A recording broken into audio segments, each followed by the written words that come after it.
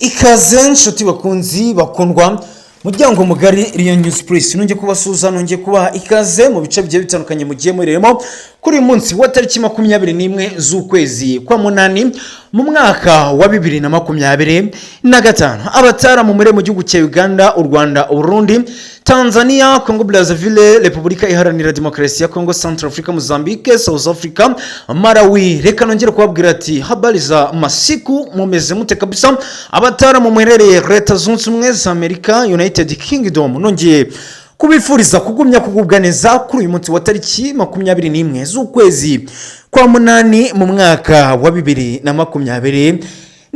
Ndabasaba kongera kuza muri subscribe zanyu mu gifaransa ni sabune, share ndetse like kugira ngo dukomeze kugenda tubana mu nkuru n'ibiganiro bikomeza kugenda bitambuka hano kuri Riyo News Press. Twihuse cyane rero ingingo z'amakuru yacu yo muri uyu munsi wa tariki 21 turayahera muri Repubulika Iharanira Demokarasi ya Congo. AFCM 23 igisirikare cyama 23 kibarizwa muri Repubulika Iharanira Demokarasi ya Congo by'umwihariko mu burasirazuba bw'iki gihugu cyongeye gutana mu mitwe n'ingabo za FARDC ndetse n'abafatanya bikorwa babo mu ntara ya Kivu Amajyepfo ahazwi nka Remera ndetse na Sange. Ibi turabigarukaho muraza kunyemera kandi tuze kunyarukira kuri raporo y'umuryango Human Rights Watch, umuryango ushinzwe kwita ku burenganzira bw'ikiremwa muntu wongeye gushyira raporo hanze aho uyu muryango wagaragaje ko M23 yakoze icyitwa ihunyura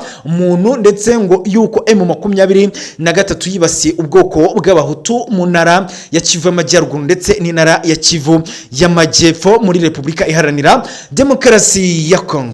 Byose rero turagenda tubigarukaho muraza kunyemera kandi tunyarukire mu gace ka Katana. Aka gace ka Katana rero M23 yaje kugatakarizamo amakamyo agera kuri 2 yaje kugwa muri ambush ingabo za Wazalendo muri agace ka Katana mu ntara ya Kivu y'Amajyepfo. Izi kamyo rero hakaba harimo kamyo imwe ihetse abasirikare ndetse indi imwe irimo ibiribwa nk'uko amakuru aturukayo yagiye atugeraho. Muraza kunyemera tuze kunyarukira gutakamba cyane AFCM 23 ihagarariwe n'umwe mu bayobozi umuvugizi wabo Kanyuka Lawrence. M23 ikomeje gutakamba cyane itaka ivuga yuko FARDC n'abafatanya bikorwa babo bakomeje kubagabaho ibitero by'ubwiyahuzi mu ntara ya Kivu y'Amajyepfo. Ibi byose rero tujye kugenda tubiva imuzi ni muzingo. Muraza kunyemera tuze gusoreza ku makuru akomeye cyane aho biri kuvugwa yuko igisirikare cy'Ububirigi cyamaze kwinjira muri Repubulika Iharanira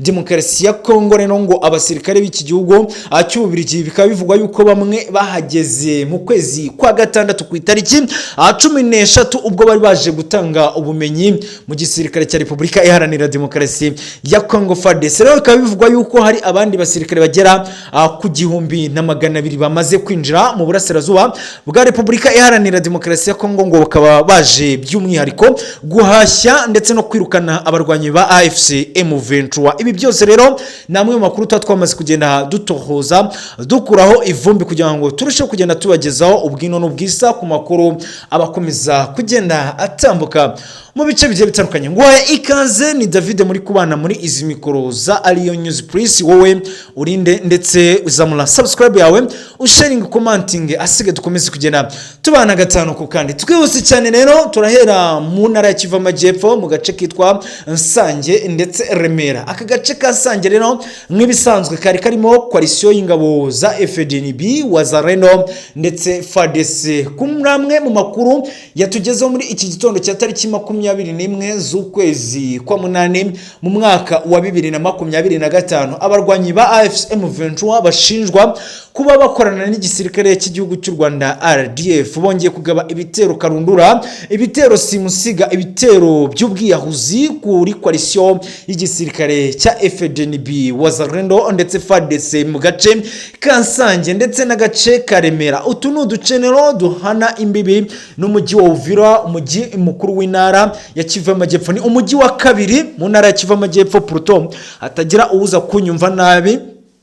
Rero utu duce twasange ndetse Remera M23 ngo ikaba yabyutse ihagaba ibitero karundura, ibitero simusiga. Gusa ibi bitero nuko ngo byaje kurangira n'ubundi Wazalendo FARDC bakomeje gukonfaminga ndetse no kwemeza yuko bagihagaze mu birindiro byabo muri aka gace kasange ndetse na Remera mu ntara ya Kivu y'Amajyepfo. Umuryango Human Rights Watch, umuryango ushinzwe kwita ku burenganzira bw'ikiremwa muntu, wongeye gushyira raporo hanze aho uyu muryango wagaragaje ko M23 yakoze igikorwa cyitwa kwa guhonyora ndetse yuko ngo M23 yahitanye abaturage mu kwezi kwa karindwi kugeza mu kwezi kwa munani bagera kuri 300 ngo biganjemo ubwoko bw'abahutu mu ntara ya Kivu y'Amajyaruguru. Nkuko rero iyi raporo umuryango Human Rights Watch wayishyize hanze, wakomeje kugenda utangaza ko M23 komeje gutegura imikwabo ya hato na hato, ngo aho iyi mikwabo y'inyeshyamba zama 23 ngo igamije kwibasira abaturage bo mu bwoko bw'abahutu mu ntara ya Kivu y'Amajyaruguru. Iyi ni raporo yakomeje kugenda ishyirwa hanze n'umuryango Human Rights Watch ubu magingo ya uri gukontorora intambara muri Kivu y'Amajyaruguru ndetse na Kivu y'Amajyepfo. Ngaye nguko rero M23 cyangwa intare za Sarambwe ziratabaza cyane zigira ziti FARDC n'abafatanyabikorwa babo bakomeje kugaba ibitero by'ubwiyahuzi ku birindiro byabo ngo mu ntara ya Kivu y'Amajyepfo. Umuvugizi w'ihuriro AFC M23 Kanyuka Lawrence mu magambo makeya mu itangazo yashyize hanze yatangaje ko ngo ingabo za guverinoma ya Repubulika Iharanira Demokarasi ya Kongo zikomeje kwifashisha ibitwaro karundura ndetse n'indege zitagira abaderiva mu kurimbura ibirindiro byabo mu ntara ya Kivu y'Amajyepfo, ngo kandi ngo ibi bikoresho ngo Wazalendo FARDC ndetse na FDNB bakomeje gukoresha ngo nuko bitemewe mu mategeko agenga intambara. Ni bimwe bikomeje kugenda bitangazwa n'uyu muvugizi w'igisirikare cy'inyeshyamba zama 23 Kanyuka Lawrence. Namwe makuru rero akomeje kugenda atangazwa mu gace ka Katana, haravugwa ambushi ikomeye cyane igisirikare cya Wazalendo cyateze inyeshyamba zama 23 mu ntara ya Kivu y'Amajyepfo. Ni ambushi rero yaje kugwamo abasirikare bagera 63 dore ko bari mu ikamyo ndetse indi kamyo yari irimo ibiribwa nayo ikaba yasigaye mu maboko y'ingabo za Wazalendo muri aka gace kakatana mu ntara ya Kivu y'Amajyepfo. Ububirigi ati jamais, Ububirigi ati nitwumva neza impamvu Repubulika Iharanira Demokarasi ya Kongo itari gutegeka ku meza y'ibiganiro mu gihugu cya Qatar mu murwa mukuru w'iki gihugu i Doha.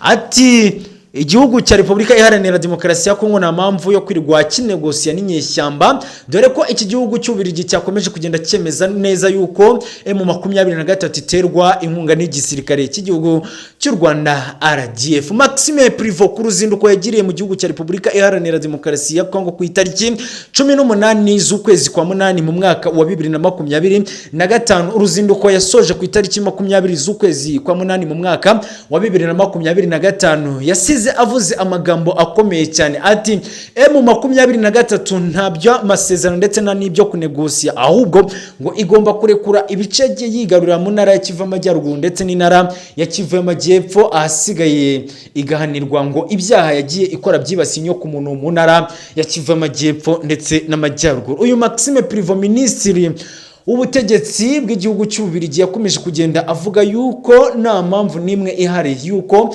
ubutegetsi bwa Repubulika Iharanira Demokarasi ya Kongo bugomba kujya mu masezerano n'inyeshyamba zama 23 zibarizwa mu burasirazuba bwa Repubulika Iharanira Demokarasi ya Kongo. Igisirikare cya Repubulika Iharanira Demokarasi ya Kongo FARDC kiratangaza ko cyiteguye kugaba ibitero karundura ndetse ko ngo cyiteguye kongera kwatsa umuriro ku birindiro by'inyeshyamba za AFC M23 ngo mu gihe izi nyeshyamba zama 23 zaba zitarekuye bimwe mu bice zagiye zigarura. M23 ihuriro AFC M23 cyangwa intare za Sarambwe ziratangaza ko ngo zitazigera zongera kwitabira ibiganiro mu gihugu cya Qatar ndetse ko ngo zitazongera kugira amasezerano zigirana n'igihugu cya Repubulika Iharanira Demokarasi ya Kongo mu gihe Igihugu ngo cya Repubulika Iharanira Demokarasi ya Kongo cyaba kitarekuye zimwe mu mfungwa z'igisirikare cy'izinyeshyamba za 23 zafashwe mu mirwano yagiye ibera mu bice bigiye bitandukanye. Repubulika Iharanira Demokarasi ya Kongo